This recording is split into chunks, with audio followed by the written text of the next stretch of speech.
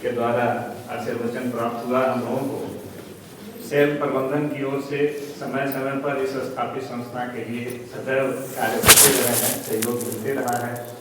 उसी उपलब्धि में हम लोग यहाँ तक पहुँचे। तो दिगल साहब को एक बार फिर से इस मंच से बहुत बहुत आभार, हृदय से कृतज्ञता कि आपने मेरा समय निकाला और इस समारोह में आपने उपस्थित हुआ। बहुत बहुत धन्यवाद सर। आज इस विदाई समारोह के पावन अवसर पर श्री राम टिकवाल शर्मा जी, उनकी धर्मपत्नी श्रीमती शर्मा जी, माननीय प्रधानाचार्य जी, माननीय सचिव महोदय जी, माननीय सुरेश जी, हमारे सभी आदरणीय आचार्य जी, दीदी जी और भैया बहन तो नहीं हैं, उनका भी एक अंग होता था, जरूर 2-4-10 भैया बहनों को भी रहना चाहिए। बहरहाल आज इस विदाई की बेला में मन भारी होता है, किंतु अतीत का मोह पाल लेने से वर्तमान और भविष्य संकट में पड़ता है। इसीलिए आप लोगों ने पढ़ा होगा कामायनी की रचना जब शंकर प्रसाद ने की थी तो मन में अत्यधिक पीड़ा थी, मानव सभ्यता समाप्त हो चुका था और मनु चुपचाप पूरे जितना जो सभ्यता थी, जो सृष्टि थी, वो नष्ट हो चुकी थी। एक पत्थर पे बैठा अकेला, शांत, निस्तब्ध और अपने जीवन से कहिए कि निवृत्ति मूलक होकर वह चुपचाप पड़े हुए थे। कामायनी की जितने सर्ग हैं, उन सर्ग में जो श्रद्धा जो सर्ग है, उसमें आपने देखा होगा कि श्रद्धा ने कहा कि यह काम मंगल से मंडित यह जीवन हमारा होना चाहिए। उसमें संदेश है कि अपने जीवन के उन सभी मंगल कार्यों में हमें सदैव निरंतर आगे बढ़ते रहना है। तो प्रसाद की रचना अत्यंत जो भाषा है संश्लिष्ट है, समासिक है, शब्द उसमें जितने आए हैं सब समासिक शब्द आए हैं। उन शब्दों में से मैं शर्मा जी को ढूंढ रहा हूँ कि शर्मा जी उन शब्दों में कहाँ हैं, इनका व्यक्तित्व कहाँ है। तो मैं देखता हूँ कि शर्मा जी समासिक प्रवृत्ति के इंसान हैं,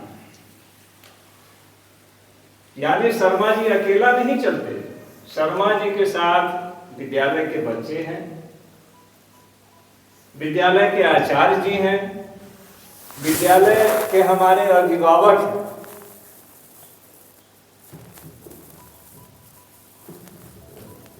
मैं देखता हूं शर्मा जी को कि आप सब सामाजिक व्यक्तित्व के धनी हैं और आपने लगभग 2-3 पीढ़ी को आपने अपने व्यक्तित्व से प्रेरणा दी है, शिक्षा दी है, उनमें संस्कार भेजा है, उनमें उनके व्यक्तित्व के निर्माण में आप कहीं न कहीं एक उनके लिए आप स्तंभ तैयार किए हैं। बच्चों के व्यक्तित्व में इनके स्थापना काल से, अगर सन 84-86 अपने सुरेश जी बैठे हुए हैं, आप लोग स्थापना काल से सर सुरेश जी थे, यहाँ आचार्य रहे। हम लोग बाद में ज्वाइन किए, ज्वाला तिवारी जी थे उस समय हम लोग यहाँ ज्वाइन किए थे। 3 वर्ष के लिए मैं भी यहाँ काम किया हूँ और यही कैंपस हुआ करता था। हम लोगों को अक्सर सेल के साथ जो समन्वय बनाने में हमेशा भेजा जाता। हम लोग कभी इन साहब के पास, कभी वहाँ, कभी एडीएम, कभी प्रयोगशाला के लिए, कभी बिल्डिंग के लिए, कभी शौचालय के लिए, कुछ न कुछ के लिए हम लोग दौड़ते रहते थे। तो सब दिन याद है। बेचारे शर्मा जी क्लास देखना, कार्यालय देखना, निरीक्षक महोदय आते, इनकी परेशानी बढ़ती, इनका कार्यभार बढ़ता, प्रधानाचार्य जो भी रहते कहते कि बाजी देखिए निरीक्षक महोदय आने वाले हैं, आपका लेखा बही पंजी का वार्षिक अद्यतन रिपोर्ट चाहिए, आपका जो है सो अंकेक्षण चाहिए, ये सब क्या हो। तो लालटेन जला के, लैंप जला के भी शर्मा जी इस कैंपस में काम किए हुए।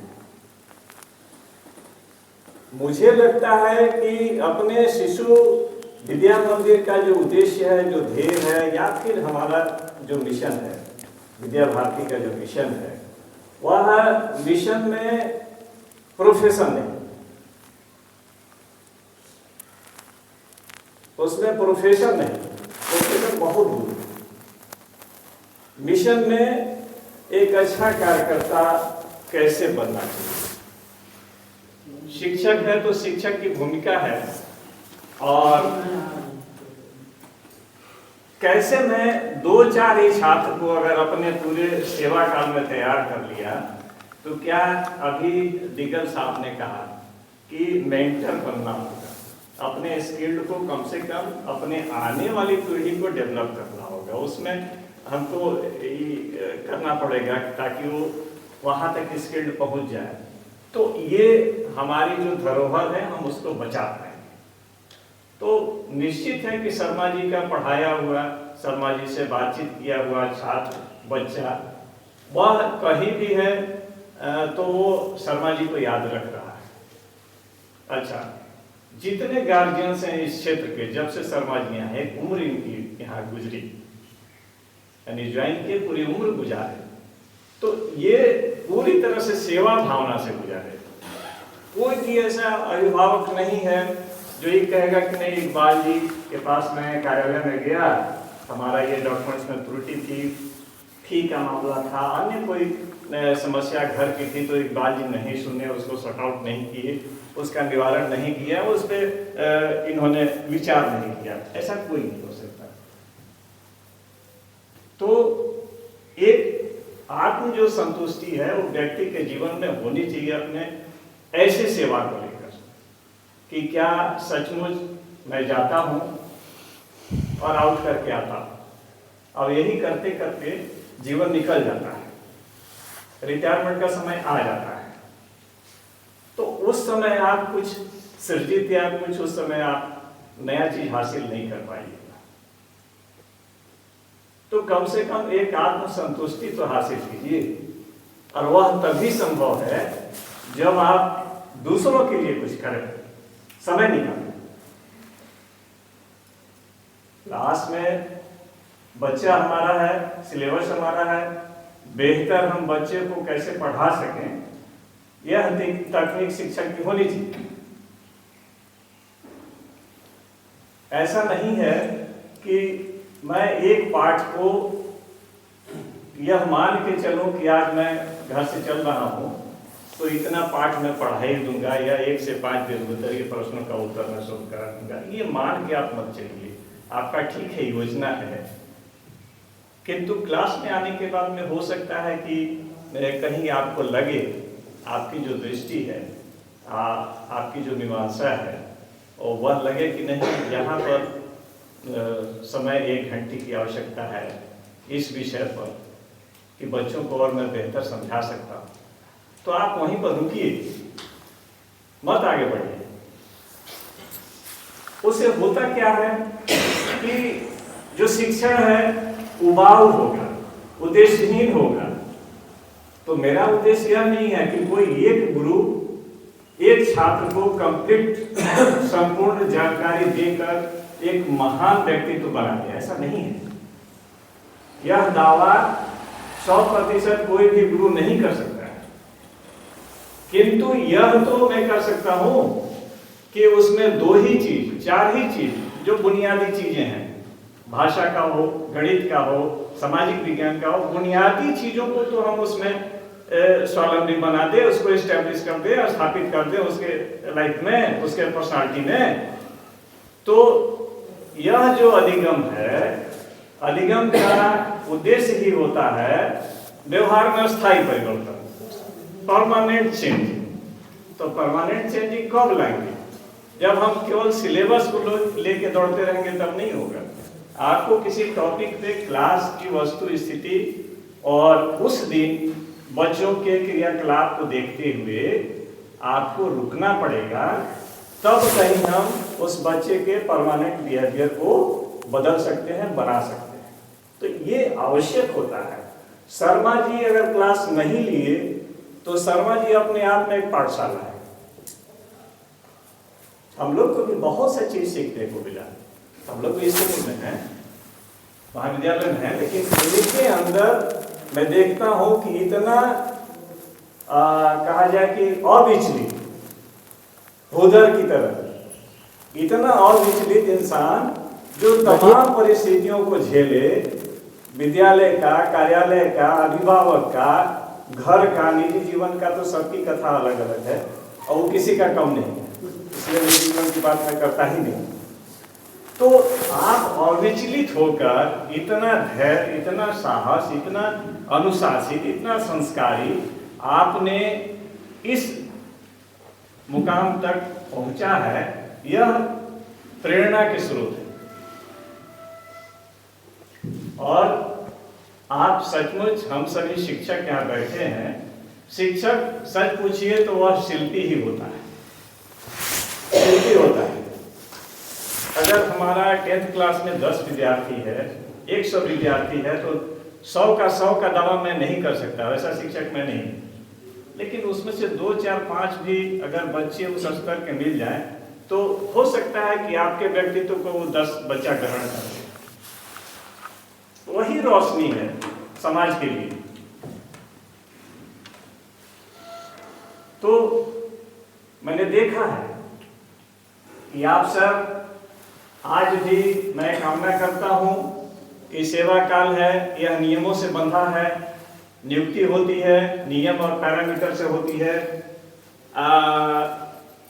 उनका जो है सो सेवानिवृत्ति होती है और नियम और पैरामीटर से होती है, यह स्थापित है, इसको कोई अलग नहीं कर सकता जीवन से। किंतु आपने सब इस धरती के लिए, भवनाथपुर के लिए, भवनाथपुर के बच्चों के लिए और विद्या भारती के लिए आपने 100% बिल्कुल आत्मसंतुष्टि से अपना जीवन को आपने बिताया है। मेरा यह प्रेक्षण है।